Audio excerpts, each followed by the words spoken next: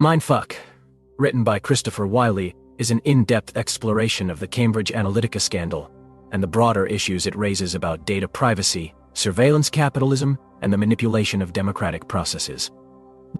The book delves into the history of psychological warfare, the development of modern data analytics, and the intersection of politics and technology that led to the 2016 U.S. presidential election.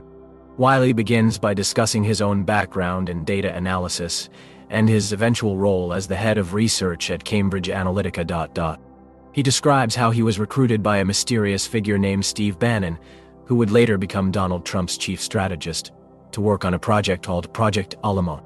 This project aimed to use psychological profiling and data mining techniques to target voters in key swing states during the 2016 U.S. presidential election. One of the key aspects of Cambridge Analytica's approach was the use of personality tests, such as the Myers-Briggs Type Indicator, MBTI personality traits, to categorize voters into distinct psychological types. These categories were then used to create targeted messaging that would resonate with specific personality types. For example, messages emphasizing strength and stability would be tailored to individuals high in neuroticism, while messages focused on freedom and individualism would appeal to those high in openness. Cambridge Analytica also relied heavily on data harvested from Facebook, which was used to create detailed psychographic profiles of voters. This data included information about users' interests, hobbies, political affiliations, and even their emotional states. By combining this data with traditional demographic information, Cambridge Analytica was able to create highly targeted advertising campaigns that could reach specific groups of voters with tailored messaging. The book also explores the role of Cambridge Analytica in spreading disinformation and propaganda during the 2016 election.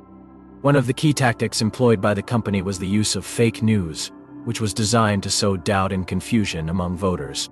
For example, Cambridge Analytica created a fake news website called Witness to Innocence, which published stories alleging that Hillary Clinton had committed voter fraud and other illegal activities. These stories were then shared widely on social media, reaching millions of people in the process. In addition to its work in the United States, Cambridge Analytica also played a role in other international elections, including the Brexit referendum in the United Kingdom.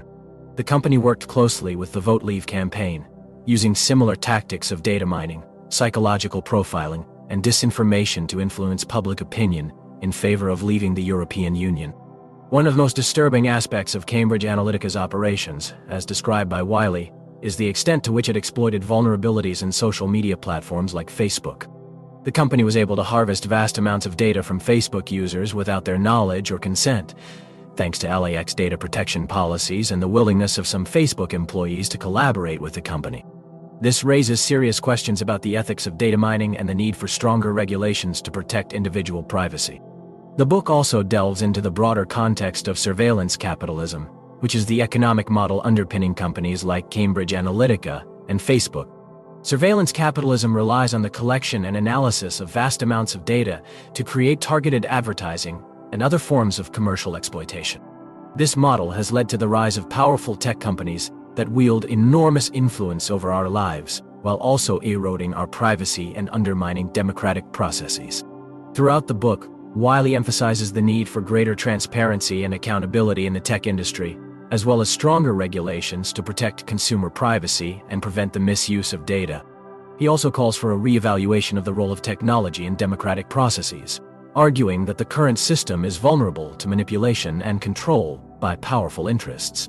In conclusion, Mindfuck provides a chilling account of the Cambridge Analytica scandal and its implications for our understanding of data privacy, surveillance capitalism, and the manipulation of democratic processes. By shedding light on the dark practices employed by companies like Cambridge Analytica, the book serves as a warning about the dangers of unchecked power and the importance of protecting individual rights in the digital age.